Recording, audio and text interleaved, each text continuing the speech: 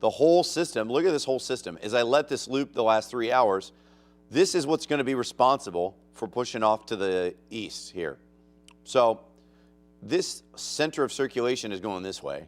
And as it does so, that's when we're going to continue to see our best opportunity for more rain. And, you know, behind it, it does get colder. Now, I want to show you the big picture because that actually gives us an idea of the secondary problem I think that we're going to have.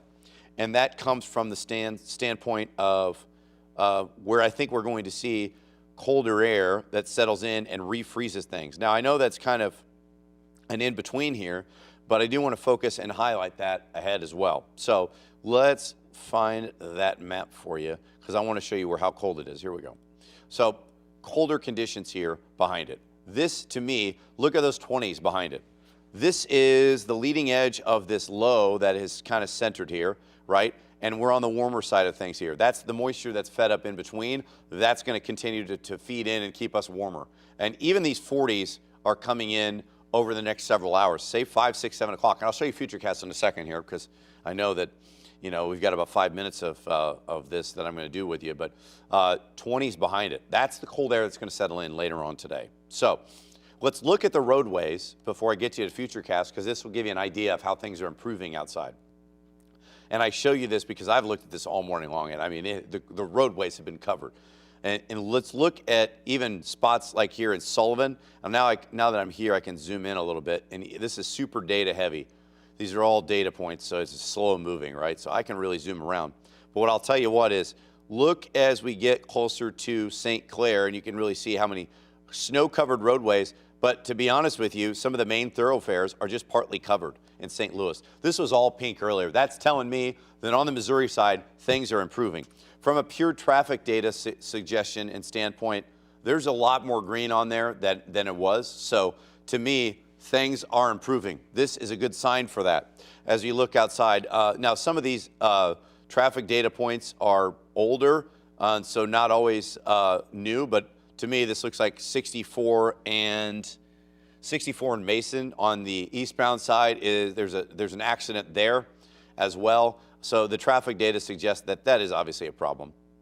We also, it looks like in Forestel that we have a crash or closure. Let's look at this because just because it's not slick anymore doesn't mean that there's not a problem.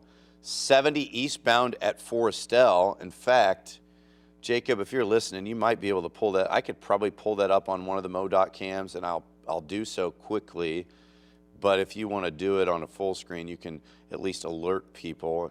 Okay, so I am interested in that. I can probably pull that up pretty quickly, unfortunately, because I've been in traffic all week. So I'm pretty well versed to what that looks like. Is that at TW 70 east of Forestel? That's going to tell me that doesn't look like it's bad on 70 east of Forestel. That doesn't tell me there's any problem there. 70 Westville Parkway, 70 east and TW. I don't see any issues there. That could be an old thing. So you can poke around in there. At least the traffic data suggests that it's closed. I don't see a problem there. Jacob can back me up, and if he finds out later on, and we'll keep you posted online. But what I do want to tell you, you don't see any problems. So anyway, what I do see is the wind, and that's a significant factor to me. So I think they're going to be improving road conditions regardless of what's going on there. Right now, our wind gusts are close to 30. Hazmat situation in Wright City. Interesting. So that's kind of what we're dealing with. Not necessarily unweather related, but it certainly could be. As you look at that purely from a traffic perspective, you know, that's what we have to deal with. So if you're traveling on 70 around there, then you notice that there are going to be some issues here. So, you know, that's the main problem that we're going to run into right now. To me, that is not something that's weather related at that point, but you can see that, and I'll pop that on there for you if Jacob has not done so already, just because I've got all these cameras handy for the most part, unfortunately. But let's look at what's going on out there right now. Like I said,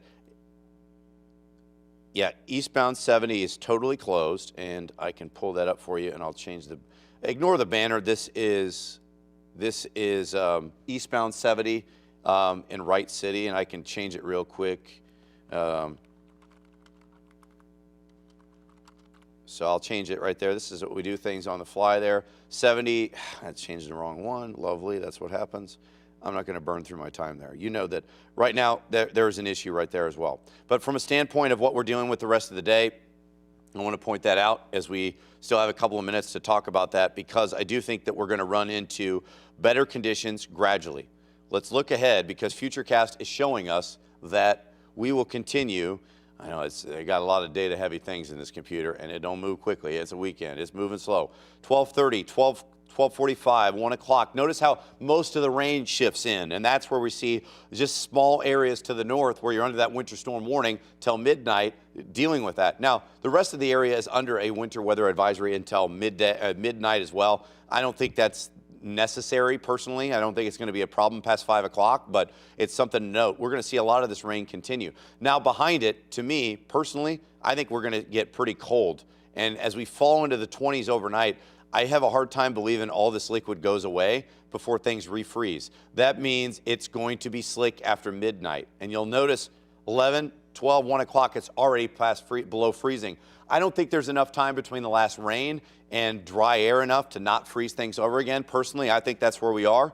So keep that in mind as we focus on that. Now, the rest of the day, as we bring you updates, you're going to be dealing with rain the rest of the day that generally tapers off by about 9 o'clock. You'll notice that temperatures over the next few hours are around 40, but watch by midnight. It's freezing again. I do want to look ahead. That's why our next weather impact alert day continues as we talk about what's going on in the next 7 days. I also want to allude to the fact that I think we have another wintry mix on Monday. It is lighter and less widespread, but it will cause issues, and that's what we'll track on 5 Plus and throughout the rest of the morning.